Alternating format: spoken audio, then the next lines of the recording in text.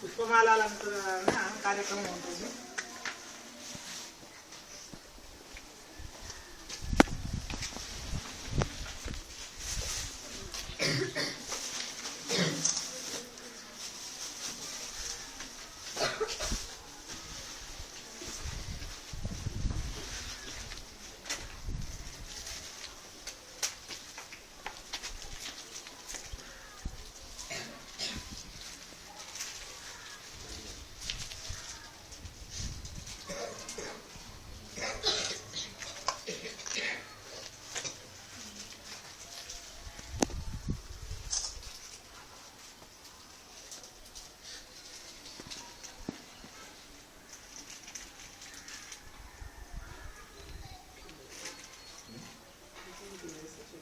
అందరూ ఆ శ్లోకాన్ని పాడండి. గురు బ్రహ్మ మీకు వస్తుంది కదా.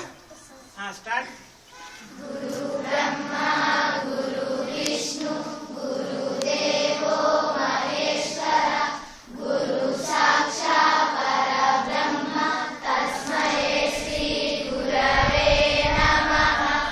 ఓం శ్రీ గురవే నమః. ఇంకొకసారి.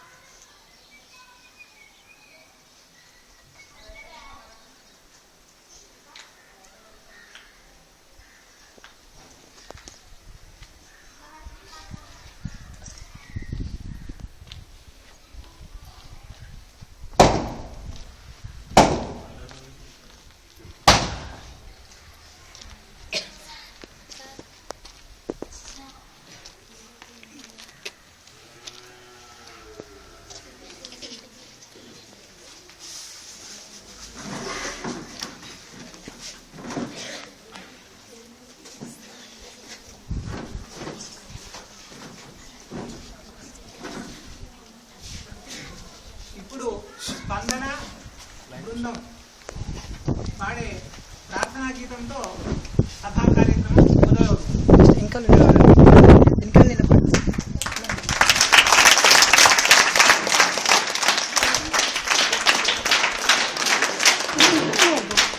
విజ్ఞానతో మీకు సెవెంతలకు వస్తుంది. ఇంకా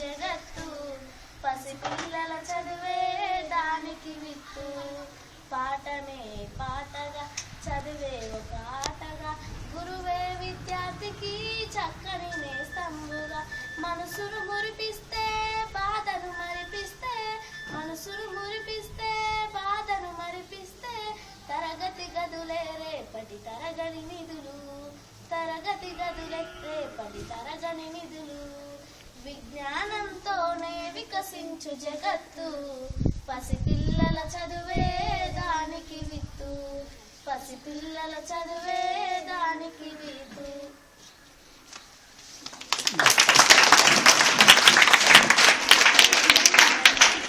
ఇప్పుడు తమ తొలి పలుకులతో కార్యక్రమం ప్రారంభించాల్సిందిగా సన్మానించిన బుక్స్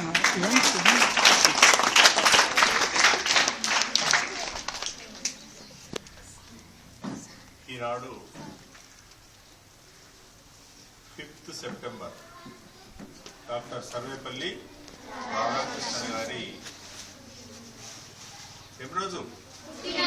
పుట్టినరోజు సందర్భంగా మనం ఈ ఉపాధ్యాయ దినోత్సవాన్ని ఏర్పాటు చేసుకున్న సందర్భంలో విచ్చేసినటువంటి విద్యార్థినులందరికీ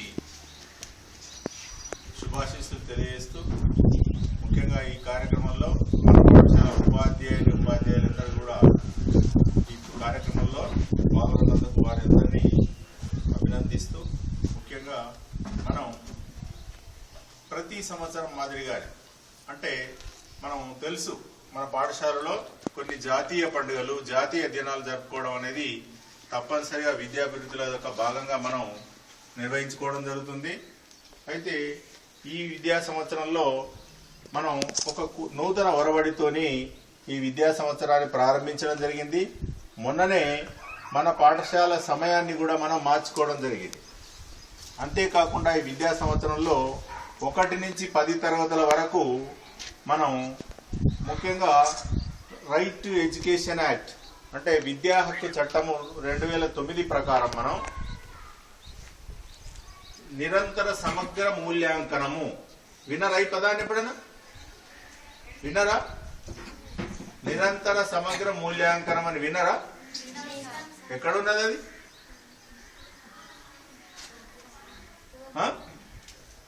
చెప్పండి. నిరంతర సమగ్ర మూల్యాంకనం అనేది విన్నరా?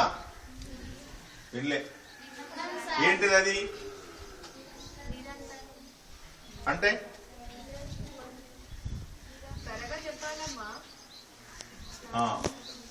మీకు ఆ పదము మీకు డైరెక్ట్ గా పరిచయం లేకపోవచ్చు, కానీ గత 2 సంవత్సరాల నుంచి 1, 5 తరగతులకు అదేవిధంగా 6, 7, 8 తరగతులకు కూడా మనం పాఠ్య పుస్తకాలు మార్చుకోవడం జరిగింది.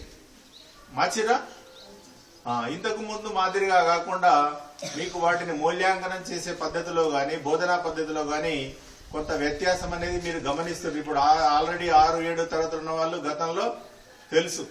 ఇప్పుడు 9వ తరగతి వాళ్ళకు కూడా 8వ తరగతి వాళ్ళకు కూడా ఆ విద్యా విధానమే కొనసాగుతుంది.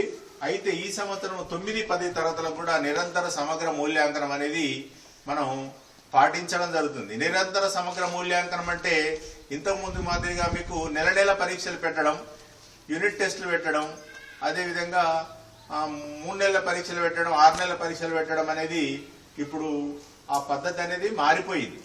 ఇప్పుడు ఏం మార్పు జరిగింది? మీకు ఇప్పుడు ఈ సంవత్సరంలో మీకు ఎప్పుడైనా యూనిట్ టెస్ట్ అయిందా? యూనిట్ టెస్ట్ ఎందుకు చేయలేదు? అయిందా? యూనిట్ టెస్ట్, స్లిప్ టెస్ట్ అయినాయి కదా? అంతేకాని యూనిట్ టెస్ట్ అయిందా మీకు?